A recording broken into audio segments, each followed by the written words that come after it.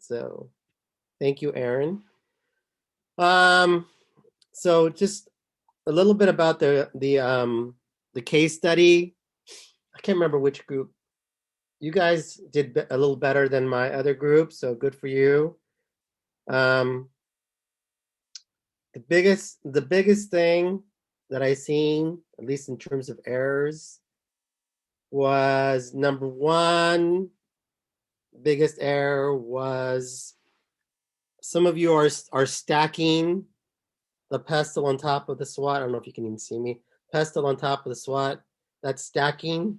Intertwine, right, means you blend. And so you need to blend the SWAT with the pestle.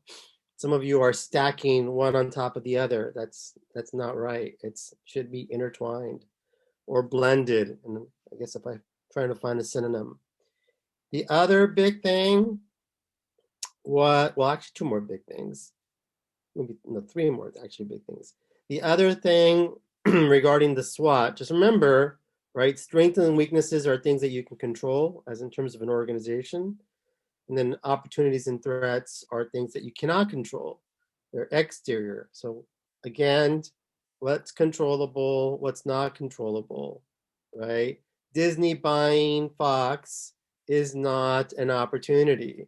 Disney decided internally, hey, let's buy Fox. And so this is why, Iger and Murdoch met, before the merger took place. And again, if you remember what I said about the pestle and the SWAT, well, pestle, CEOs just don't meet, just because. They meet for a specific reason. It's political, right? And so they're essentially, I'm assuming, Iger was testing the waters to see, hey, if I decide to buy this person's content, would this person be amendable to it? So, and also when you're reading, especially Disney case study, you got to read through the whole article. Some of you with the objectives, again, it needs to be something tangible, didn't finish reading the whole thing because the objective really came really towards the end of the case study. Did the writer actually tell you, oh, this is the objective, this is what's going to determine success for Disney Plus? What other thing? So objective needs to be tangible. You can write the most beautiful paragraph in the history of words, but it's still wrong if you don't use a number of some sort. And it has to be the right number. What other thing? Competitive strategies. Again, it's not what your company's doing, it's what the competitors are doing. So all in all, actually, most of you did really well, which makes me very happy because I want to see all of you pass. But the ones that didn't do so well, that's the main things that you didn't do well. Some of you also, with the evaluation, especially for the Netflix and Amazon case study, it's asking you, who do you think is going to win? And some of you in your evaluation said everything but who's going to win. So, who do you think is going to emerge as the victor in terms of those two companies? And remember, this case study was written before Disney came onto the scene, and so I think it happened right before Disney became onto the scene. Anyways, any questions? So the case studies are more or less going to be like what you just did, except there's going to be four more. No questions?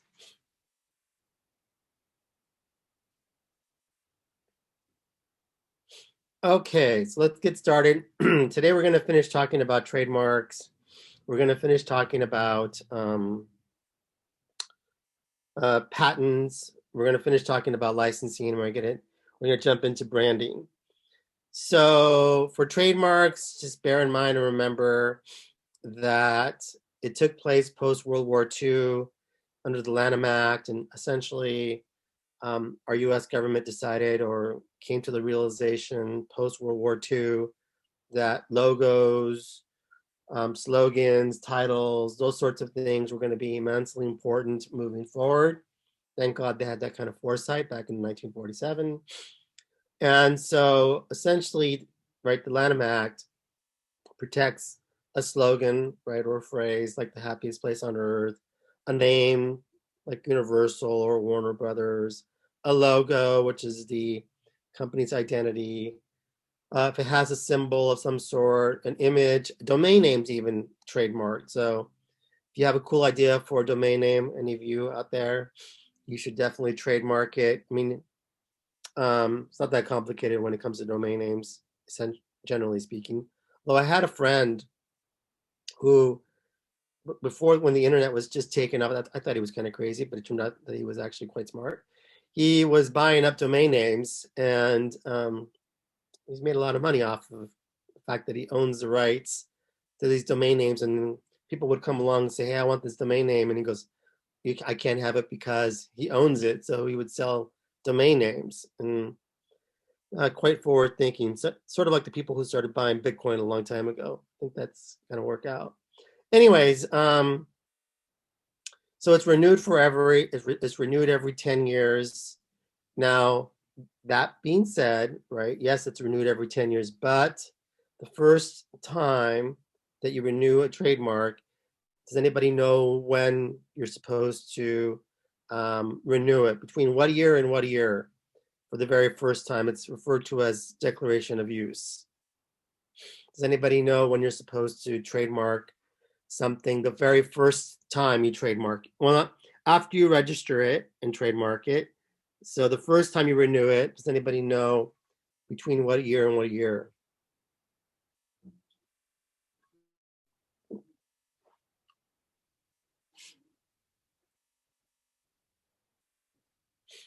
Anybody? Any guesses?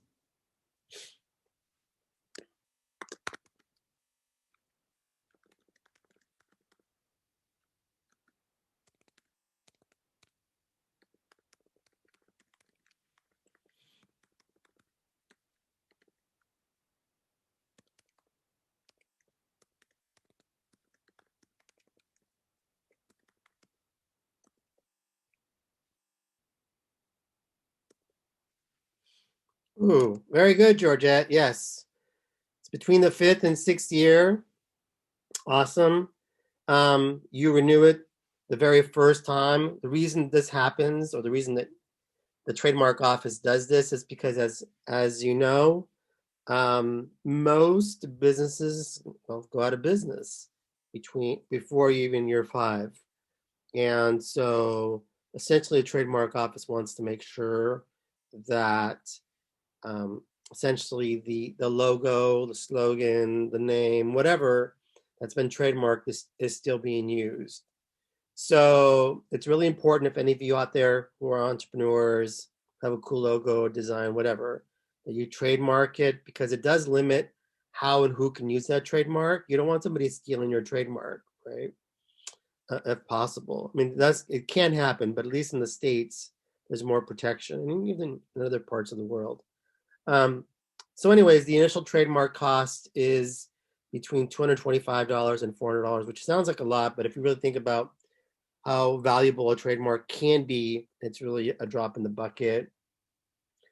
I want to say that on top of this initial trademark cost, if you want to certify or trademark a name or logo or whatever, you can hire somebody at the trademark office to do research on your behalf. And they'll do some research in terms of like making sure that nobody else is using that logo, that name, whatever, because you do want to avoid trademark infringement if possible.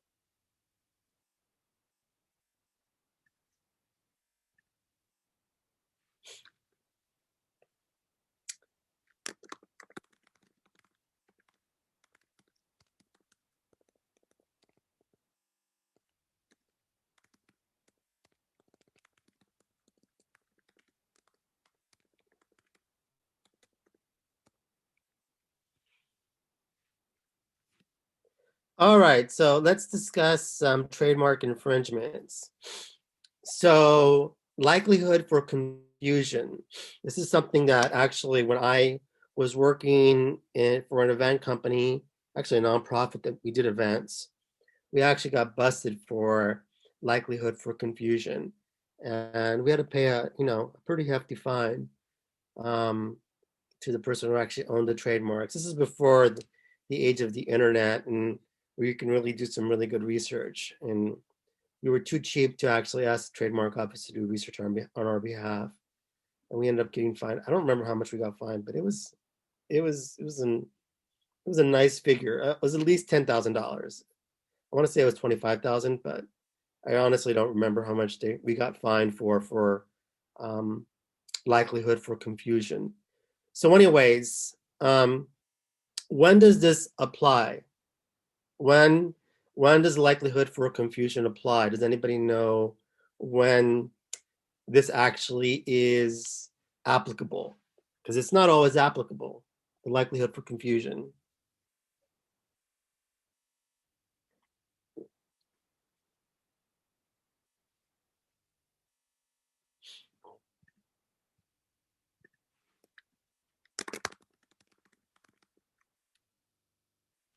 No, Gabriella, but good guess. Anybody else?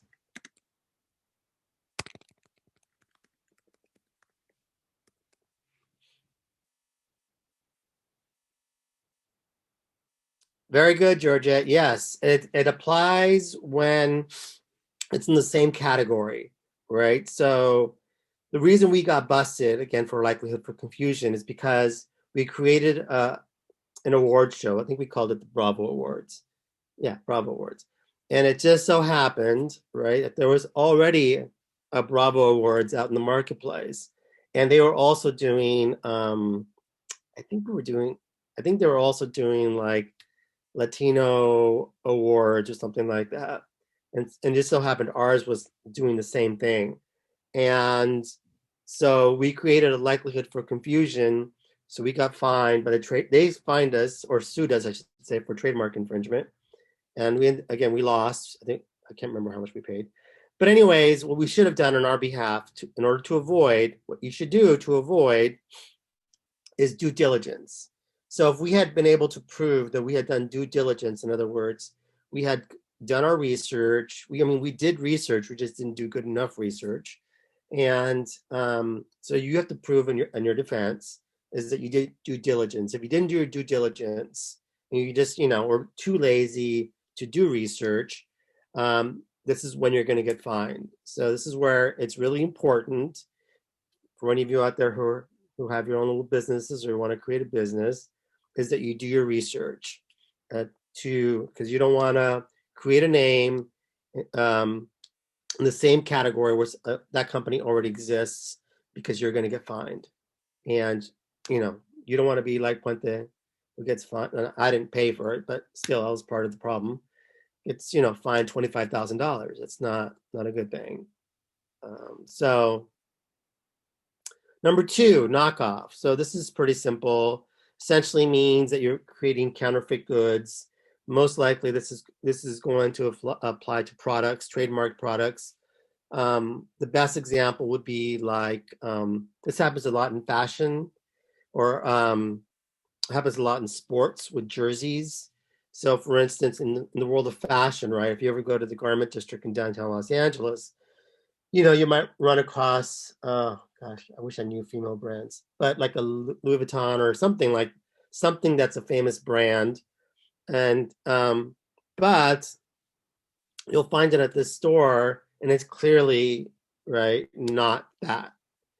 So, you know, generally speaking, the way knockoffs work is that you have a licensee, right? A licensor who gives authority to a licensee to make those, let's say, jerseys or purses or whatever. And if they don't have that agreement, then essentially that company is creating a knockoff, right? When they put especially when they put the logo of the product onto that particular product or item, I should say.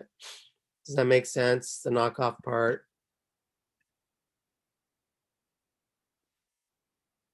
What about intellectual property in reference to knockoffs? Is it okay to sell if it has a slight difference, like everyone's? That's a good question. I my initial inclination would be no, Georgette, unless that particular company has given you the authority to sell their goods. That makes sense.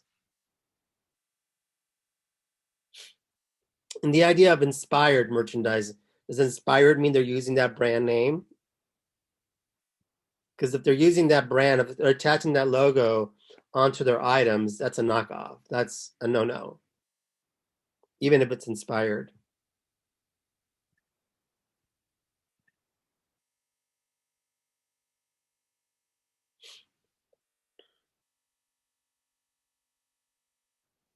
Oh, if there's no actual logo, then you know that you're fine, generally speaking. Now you might get busted for this is something different than a trademark. This would be a patent. So you might get busted for, let's say, a design patent. That makes sense. But a design patent lasts for a shorter period of time. You know, the design of, let's say, well, usually a design, it's usually referred to like a toy or something like that. It might apply to fashion too, but I'm not 100% sure.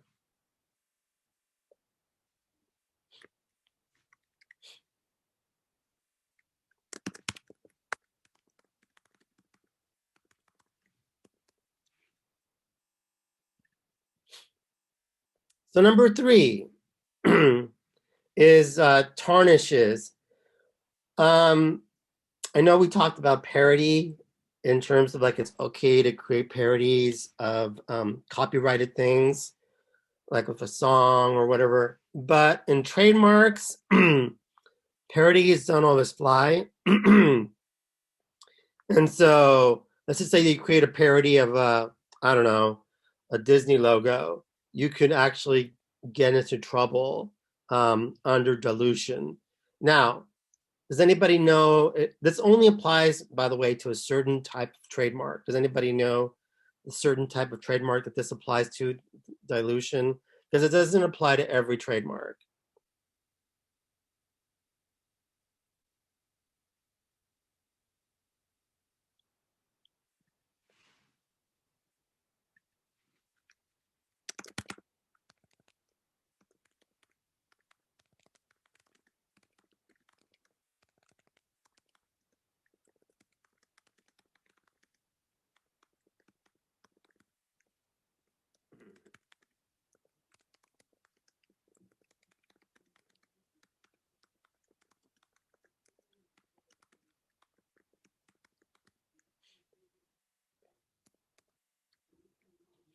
No, I mean, it could apply to a slogan, Bailey, and it could apply to a logo, Jack. So yes, that's true. It could apply, but it only applies to a certain type of slogan or logo or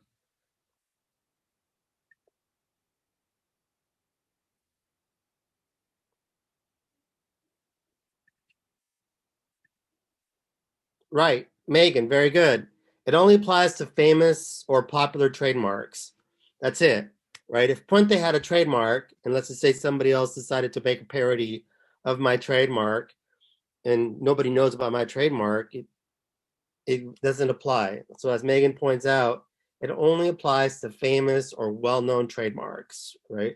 Otherwise, it doesn't apply. So it has to be famous or well-known, where essentially a company can sue another company for dilution, but it only applies to famous or well-known trademarks. It doesn't apply to most trademarks. So the threshold of approving, dilution is pretty high. So if somebody made I know there was a sort of famous case, relatively speaking, about Starbucks. Somebody made a parody of uh, the Starbucks logo, and I think Starbucks sued them. But anyways, that would apply if this is what they sued them for, because the Starbucks logo is well known, it's famous. So Starbucks in this case would have a really good case, and I think they won, if I'm not mistaken. So last but not least is illegal use of a celebrity's name or image. Remember that a celebrity's image or name falls under the realm of a trademark. And so you can't put a celebrity's image or name on a t-shirt or whatever unless they grant you permission to use their likeness. Does everybody get that? Like, for instance, right? I think it's EA. Electronic Arts made a lot of money, or has made a lot of money off the Madden football game and the video game. And so, but they couldn't use Madden's name until they actually met with John Madden, talked to him about this video game. I don't think Madden even knew what a video game was. And so essentially he said, sure, I'll put my name on the game. And so, but they couldn't put his name on the game unless he had granted permission to I think, Electronic Arts, so they can actually use the name.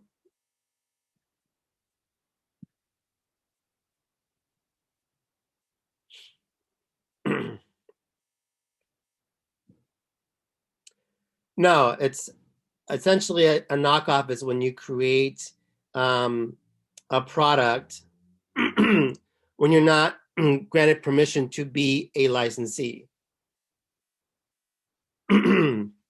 Right, so you as a licensor, you hire a licensee, let's say a retailer who's, well, a company is going to make t-shirts on your behalf. And if you grant them the right to use your logo and place it on the shirt, and if that retailer or that company decides to make t-shirts, NFL t-shirts, they're not supposed to put your logo on there. Excellent. Okay.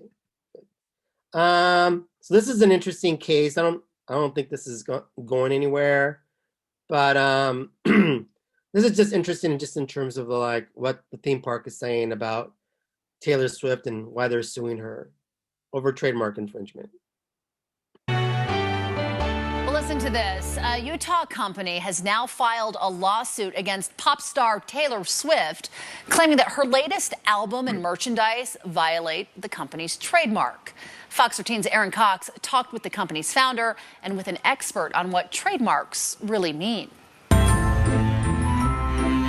There's an enchanting park in Pleasant Grove that started years before at Ken Brett Schneider's house. Like 2013, in 2 nights, we had almost 11,000 people come through our house. Brett Schneider says he wanted to turn a 2-night magical experience into a year-round theme park, and then to create digital experiences. We spent the money in the domain, and then we started building the whole concept of the park. But their construction plans soon went over budget, and Brett Schneider says they ran into financial trouble, couldn't finish building the park, but tried to open up anyway. Try not to do the easy thing, which is to declare bankruptcy and walk away from it. In 2020, the pandemic squandered any of their hopes. They even created a GoFundMe. Felt like I was on an old cardigan. Late in December, Taylor Swift released a new album under the name Evermore, and with it, merchandise under the same name Brett Schneider says they use for their company. We are protecting our brands. We built brands not just for a park, but to build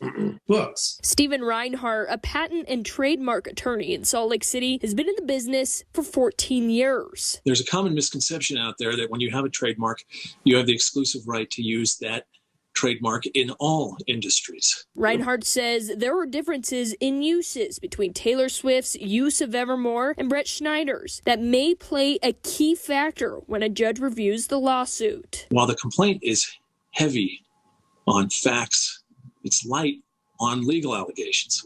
Evermore is a generic term. Does it describe the goods or services of Taylor Swift or of the amusement park? Brett Schneider claims it does. Fox 13 did not hear back from Taylor Swift and her representatives. Brett Schneider hopes they will take their business seriously. We're proud of what we built, and we put a lot of investment into it, and we don't want people to just take advantage of it. Aaron Cox, Fox 13 News, Utah. Well, and I guess the big question is, right, regarding this case, and as the attorney pointed out, is there a likelihood for confusion? Do the categories overlap?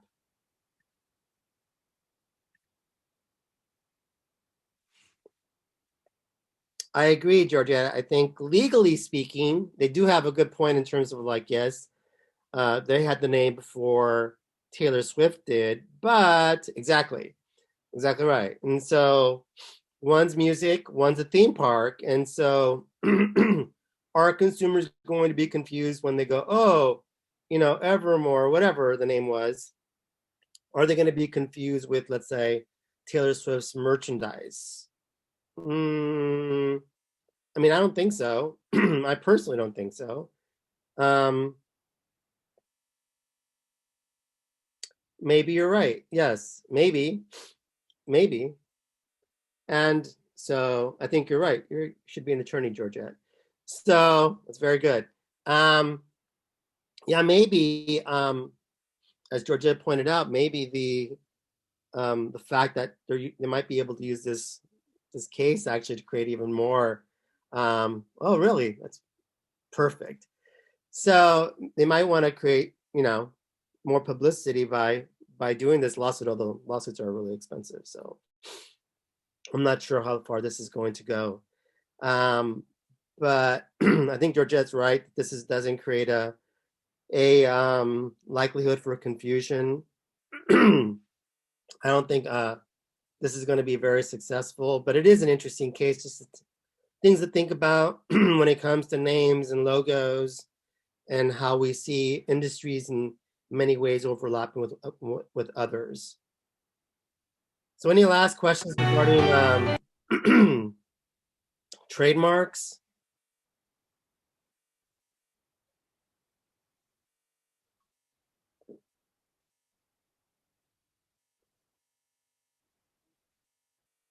No questions? So building, oops, let me go back. So building on this is one of the important parts of trademarks is you need logos or recognizable logos if you're going to create a licensing program. Licensing program essentially means, right, that you're going to license products. So you're going to hire a bunch of licensees to create products on your behalf, usually obviously based off an entertainment product in this case. So if you have, let's say, a valuable logo or name, like say like a Mickey Mouse, right, or Disney, you're going to spin off that logo or that name and create other products. And so you're going to hire licensees to create these products for you. So again, that's where it's really important to protect your marks. And so in this case, right, you're essentially, if you can create a very important or lucrative licensing program, you can really leverage the brand, and you can really increase the value of the brand if you have a very successful licensing program. For example, right, if you think about Harry Potter, or if you think about Marvel, or if you think about Star Wars, right, these are, they've created some very significant and very lucrative licensing programs, which have elevated the value of the brand immensely. And so I gave you some examples here of some toys or games or clothing or other accessories, right? Like something that you can hang around your neck, like a necklace, or you can carry like your keys around your neck. You can create books off of an entertainment product, a computer or some sort of platform game, dishes, etc. I mean, just think about all the different ways that you can create products off of a logo or a trademark. So the big thing here is, right, is whoever you usually call the consumer products group. So the licensor would be like a Disney or a Universal or a Warner Brothers or, somebody like that. And essentially what a licensor needs to do essentially is that they need to secure deals with the licensee. So again, it needs to secure deals with the licensee. Going back to my idea or my comment about knockoffs, right? One of the reasons one of the biggest reasons why it's a knockoff is because the licensor did not hire that licensee to, let's say, make T-shirts with permission to use their marks. And so the licensor, right, has to make sure they're actually hiring good licensees, somebody who's going to make quality T-shirts, quality video games, quality toys. If they're going to spin off a book, they're going to publish a quality book, et cetera, et cetera, et cetera. And so the licensor needs to make sure that happens.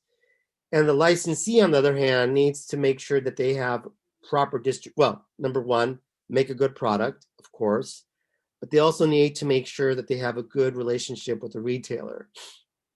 And so, for instance, and this is not sort of passe now, but the idea of securing shelf space at a Walmart or a Target, people still go to Walmart or Targets. And so the licensees need to make sure that they're going to launch something into, let's say, a Target or a Walmart or something like that, that Walmart or Target is going to provide them with a significant amount of shelf space or necessary shelf space.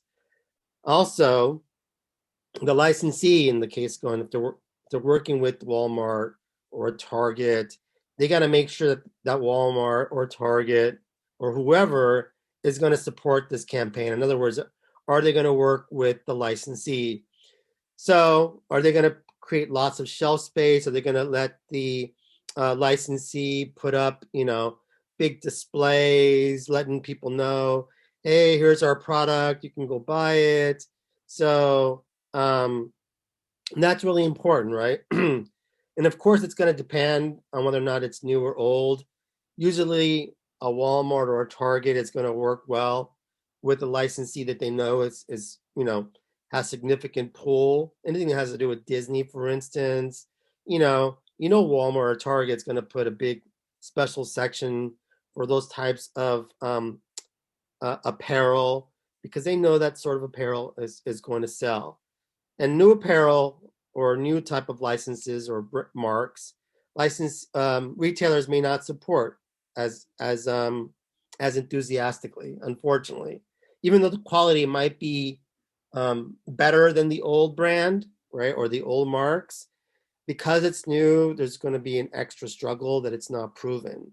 So, retailers is more hesitant to provide all this shelf space for a bunch of toys where they don't really know if people are going to be attracted to those toys because it has, that mark on it. Does that make sense? Any questions on the licensing program?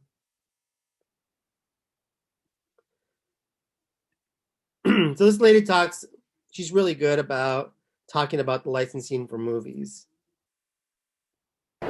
Whenever you see a new film at the theatres or the cinemas, you expect to see a lot of brand engagement around that launch. Well, one person that knows all about it is Jamie Stevens, the head of consumer brands at Sony Pictures. Jamie, how important is licensing when it comes to launching in theatres? Licensing plays a huge part in our business. It really extends the brand and the message to get people into the seats in the theaters, and it really lets them experience the brand like they've never been to be able to experience before. So they're able to get t-shirts and toys and other things that are part of the film and the experience that they can take home with them. There are some obvious, easy films that you can talk about where there is a lot of branding around it, but it's not just those ones. It isn't. And what we do at Sony is we try to take almost every film and look at the right application and see if we can make products and experiences for our fans. So we have things from Ghostbusters to our television shows, and all have consumer products and products that go with it. It's all about the IP, obviously, and something I can spot behind is Men in Black returning in June 2019. What sort of things will you be doing to start promoting that even this far out? Well, we will start having a trailer that will come out this holiday, and then we're starting pitching to all of our partners, and we'll have a lot of different categories that really bring the franchise to life and are reinvigorating a new story for a new generation. Sometimes you see films going in and out of the theatre really, really quickly, maybe 3-4 weeks at best. How important is this sort of licensing to keep the brand in the customer's eye for as long as possible? The licensing is really important, and also we're not just about the film window. We have the DVD window, we have digital, so it's important to keep that brand out as long as we possibly can, and hopefully for the next iteration of the film or television. And what sort of novel things are you starting to do? Once upon a time it might be an offer on the side of a breakfast cereal packet or something like that, but where is the novelty now? We're really looking in all the products we do to put innovation, and it's all about that brand. So anything we can do that really ties back to what the brand essence is about, we try to do that. It's more than just toys then. It's more than just toys. It's about experiences, it's interactive gaming, it's VR. It's really bringing that product to life for the consumer. So tell us about some of the big films that you're pushing here at the show today. So we're really excited. We have some new films and television shows, and we also have some older films and franchises. So for example, Ghostbusters is celebrating its 35th anniversary, and we have a lot of things going on for that. And then we're also looking at a new Men in Black, a new Charlie's Angels, and we have great TV shows like Outlander that we are promoting and developing products for. So that's a really good example. We're going to talk about experiential marketing shortly, but the idea of an experience is now immensely important, especially it seems like for the newer consumer. It's not just about going to the movies, it's about the experience. The experience now is immensely important. And again, this is where licensing plays a critical role in trying to enhance the experience of consumers. So, timing, this takes a long time, the whole idea of licensing. So usually a studio or a network, whatever, is going to start 2 years before the movie even debuts to start generating or creating a licensing program around that entertainment product. Again, 2 years before it's even going to be released, because it takes 2 years to actually, launch, let's say, toys, for instance. And so the reason it takes 2 years is because it's product development. It takes a lot of research and development and ideas in terms of how you want your products to look, how you want your products essentially to move if it's toys again. And so it takes a lot of time to secure a licensee, but then having that licensee make the products for you, it takes a long time. So again, 2 years. The other thing that licensees or licensing program is responsible for, the licensor, is a style guide, right? It includes the logos and typefaces. So they got to approve all the artwork. So how is it going to look, right, on the shelf? And so essentially Nintendo, I'm not sure who makes these LOL toys, which I see all the time. But, essentially each of these licensors has a style guide in terms of like, how do they want their products to appear on the shelves? And in terms of the logos, in terms of like the design. And so the style guide is developed by the licensor, right, to make sure that it's being used appropriately. The licensor has to approve all the products as it moves down the production line. So they have to QC everything, quality control. And so they also have to go through all the trademark approvals and copyright approvals and all sorts of things. So the licensor does a lot of work, working very closely with the licensee, making sure that both parties at the end of the day, when it hits the shelves, both parties are happy. So again, this is why it takes 2 years. So a licensed product, basically I'm referring to the fact that a product would be like a video game, right? This would be an example of a product. These are products, right? The console and this toy, which I believe you put it in water where it dissolves, if I remember correctly. Those are examples of products, right? A t-shirt's a product. A property would be the actual, like the name. So Mickey Mouse or Walt Disney or Harry Potter, those are licensed properties. And then of course, you're going to make products off of those properties. Hopefully that makes sense. Any questions regarding licensing so far?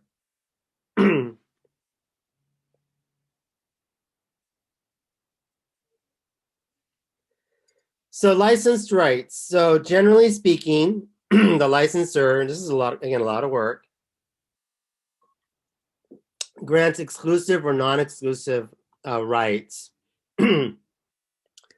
So it really depends on the product category, right? So if you're gonna make a video game off of your movie, let's say, or a television program, okay, it makes sense then to have an exclusive deal with some sort of video game developer, right? That makes sense. But let's just say hypothetically you're gonna make, again, T-shirts, right, with a bunch of Mickey Mouse on it. It doesn't make sense then to make it exclusive. In that case, right, it probably would behoove you to be non-exclusives because you want a lot of those T-shirts out in the marketplace. As long as, in the case of Mickey Mouse, you might say, okay, you have the rights to, North America territory. You might have the rights to Europe, or certain countries in Europe. So license rights, right, could be exclusive, non-exclusive.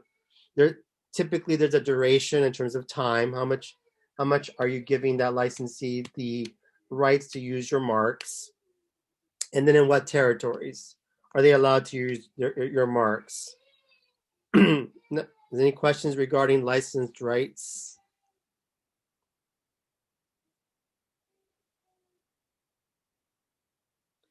So I already made the point. Let's see.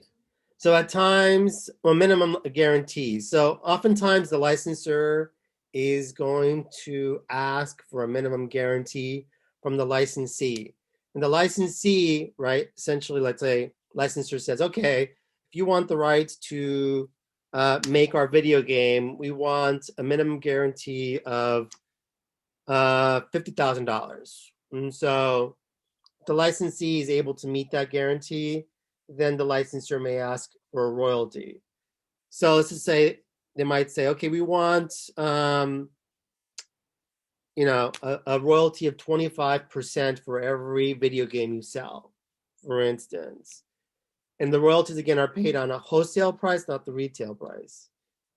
So the licensor also sometimes, especially the big studios, will charge you sometimes a distribution fee if you're going to hire them to distribute your content.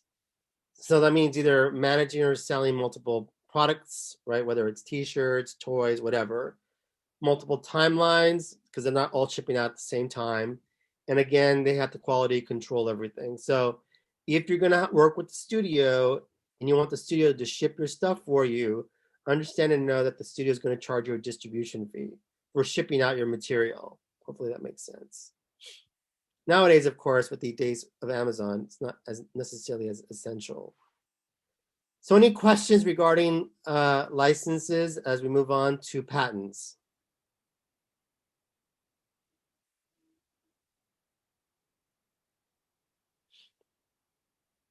So really there's two types of patents that are important to the entertainment industry. At least in the United States, the way it works is that you apply for a patent here in the US and it protects you here in the United States. Unfortunately, unlike trademarks and copyrights, a patent, you actually have to apply for the rights to for that patent in each territory, which can get kind of tricky and kind of expensive. This is why you hire, a patent attorney. Maybe Georgette in the future might be a patent attorney.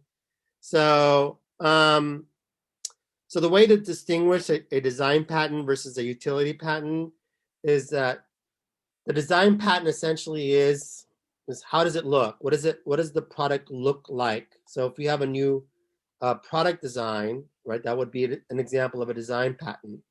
Now, a design patent only lasts 15 years. Does everybody get that? 15 years for a design patent.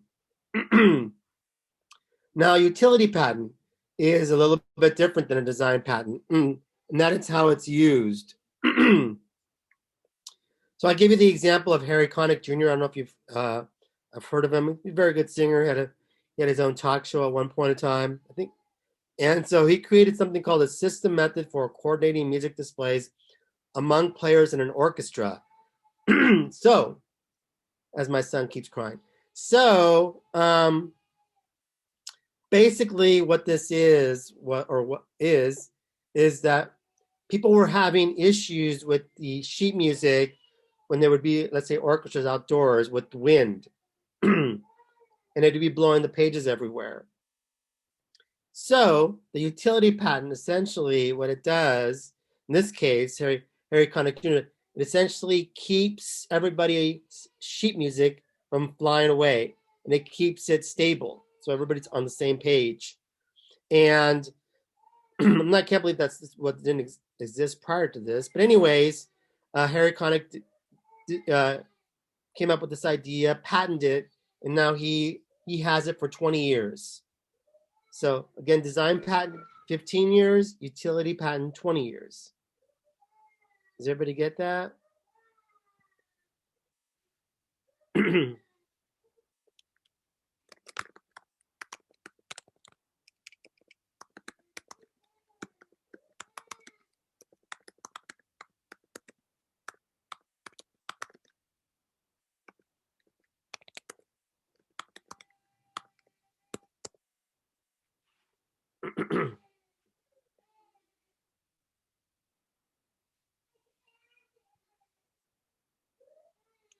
So for example, Disney spends, they're constantly innovating. By the way, most entertainment companies are constantly innovating when it comes to patents. The reason being, again, design patent only lasts 15 years versus the utility patent only lasts 20 years. So it doesn't last forever, right? It's not like a trademark. And so this is the reason why innovation keeps happening, especially in things like movies and especially in things like in theme parks. Hey everyone, when would you want a second teaser trailer? Collectibles. As most of us know, Star Wars Land is well near completion and I couldn't be more excited about it. I was actually walking around there, well, not there, but behind the gates that were closed just a few weeks ago. In preparation for this, which I can only assume is meant to be released with the park's grand opening as a kind of deal thing going on, Disney has begun patenting the first and most realistic lightsaber on Earth. At least so far. Before we get ahead of ourselves here, no, it can't burn through things, which would be really cool, but also extremely terrifying. I mean, just imagine all the casualties. Anyways, a few designs have been posted on Walt Disney World News today. Their report reads, "The new technology exemplified in this patent application is used to build a lightsaber hilt that works like a motorized tape measure. At the press of a button, the tape will extend to a total length several times that of the hilt itself. The tapes will also have some kind of LED lighting inside, such that the lightsaber can light up similar to the way they appear in the films." So essentially, the blade is within the hilt, and most likely similar to the blade that we get in the collectible Force Effects lightsabers, although of course don't quote me on that, but I can't really see them using anything else. Only this time, the only difference is that it actually extends and retracts with the click of a button. Now, my concern here is if we get the actual seams or not, like in the old plastic ones, which would extend. Those kind of just ruined it for me, but of course that's more of a cheap version, and this is going to be probably a lot more expensive, so I'm hoping that they fix the seams and make it seamless. I imagine these will be collectibles and probably far more expensive than, the Force Effects lightsabers or any of the other lightsabers that we've gotten in the past, since it'll essentially be a hilt with the click of a button emitting a lightsaber blade. For those who remember when I used to do lightsaber giveaways, each one costs a minimum of about $175 American, or roughly 200 Canadian. So while there's no price on these yet, I can imagine they're much higher quality than those, so they'd probably be maybe double the price. I don't even know, but I doubt they'll be made cheap. So my question to you is, in this particular case, would Disney be applying for a design patent, a utility patent, or both?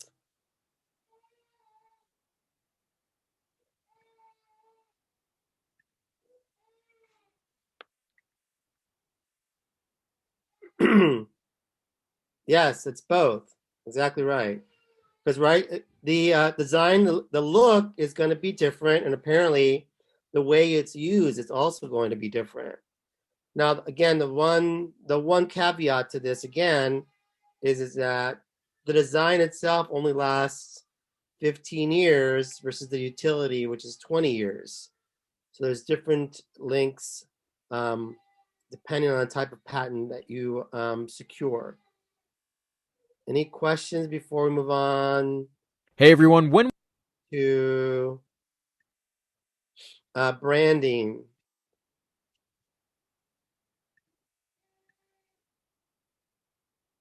No, you cannot, Gabriella. You lose them.